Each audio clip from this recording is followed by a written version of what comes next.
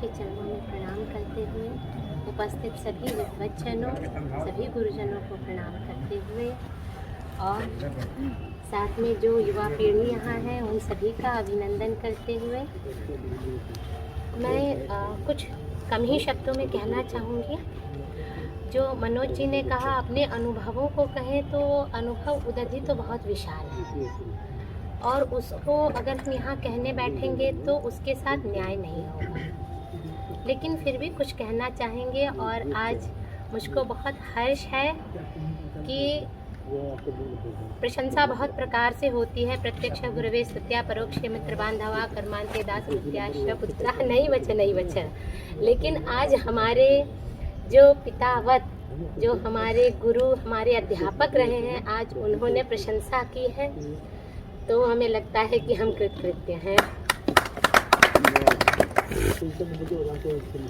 और आज संस्कृति दिवस हम क्यों मना रहे हैं? जीवन का उद्देश्य क्या है, ये प्रश्न इससे उठता है। जीवन क्या है, किस तरह से जिया जाना चाहिए? खाना पीना हमारे पास, इससे उत्तम भोजन हो, उससे उत्तम वस्त्र हो, उससे उत्तम जगह पर हम रहें, यही जीवन का उद्देश्य है। ये तो पशु समाज में भी होता है। अगर हम उनका अध्ययन करें तो ये बातें वहाँ भी देखने को मिल जाएंगी। परंतु मानव जीवन में क्या जीवन का लक्ष्य है? जीवन का लक्ष्य है एक उन्नत आदर्श। उस आदर्श के लिए जो निरंतर चलने वाली यात्रा है वही जीवन है। ये आदर्श क्या है? यह आदर्श हमारे सामने परमात्मा है। उस परमात्मा के परम पद में हम लीन हो जाएं।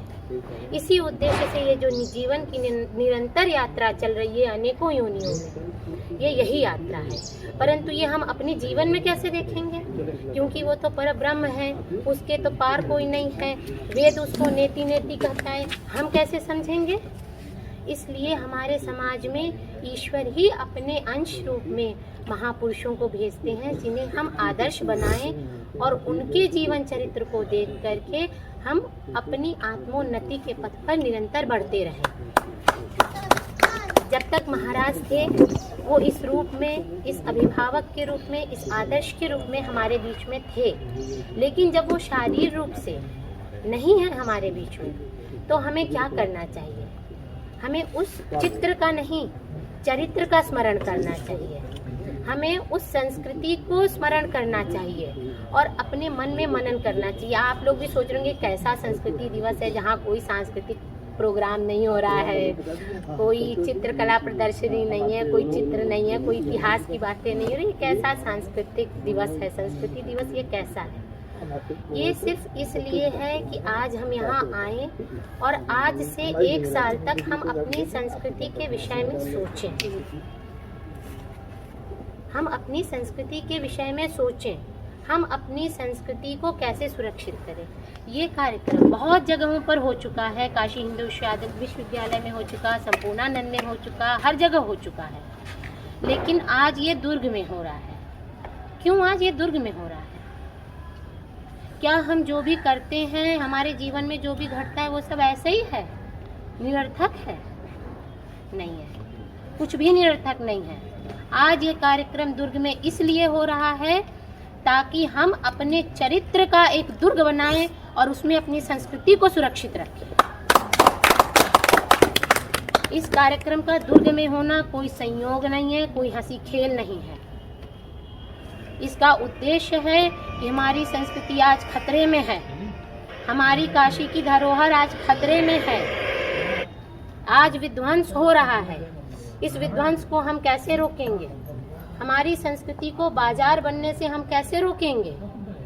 इस विषय पर हम आज दुर्ग में बैठ के विचार करें कि हम कैसे रक्षा करेंगे। दुर्ग रक्षा करता है, ये राजमहल नहीं, ये दुर्ग है। इस दुर्ग में बैठकर आज हमें ये सोचना है कि हम अपनी संस्कृति को कैसे बचाएं और अपने चरित्र को कैसे बनाएं। आज यहाँ युवा पीढ़ी है, आप ये सोचें, अगर आपका चरित्र नहीं सुरक्षित होगा, आप किसी भी वस्तु की रक्षा नहीं कर पाएंगे। आप अपने चरित्र को देख रहे हैं ना, इस किले की दीवारें कैसी हैं? अपने चरित्र को ऐसा बनाएं और इस चरित्र के अंदर आपके संस्कृति का दीपक जलना चाहिए। जैसे इस किले के अंदर संग्रहालय है ना, जहाँ समस्त सांस्कृतिक धरोहरों को संभाल कर रखा गया है, वैसे आपके चरित्र का एक किला हो जिसके बगल में निरंतर विद्या की गंगा बहती हो, और आपके अंदर, आपके आस पड़ोस, आपकी शहर, आपके ग्राम, आपके देश, आपके राष्ट्र की संस्कृति उसके अंदर सुरक्षित हो। और ये हम कैसे करेंगे? ये हमें आज से सोचना है, आज से अपने जीवन में उतारना है और इस पर कार्य करना है। सिर्फ ये प्रेरणा आपको मिले और इस भूली हुई बात को आप याद करें और इस प्रेरणा को लेकर आप दुगने जोश से आगे बढ़ें, क्योंकि आप इस संस्कृति में, इस काशी में आप ऐसे ही पैदा नहीं हो गए हैं। जैसे कुत्ते बिल्लियाँ पैदा होते हैं, आप ऐसे पैदा नहीं हो गए हैं। आपके अंदर कुछ बात है, आपके अंदर जो जीवात्मा है उसके अंदर कुछ ऐसे संस्कार हैं कि आपको यहाँ जन्म लेने का सुअवसर मिला। ये अवसर व्यर्थ ना हो। सिर्फ ये याद दिलाने के लिए आपके अंदर सब कुछ है, आपने जन्मों से साधना की है, तब आज आप मानव शरीर के अंदर इस काशी में बैठे हैं, और वो भी इस स्थान पे बैठे हैं जहाँ महाराज वेदव्यास जी ने 18 पुराणों को लिखित किया।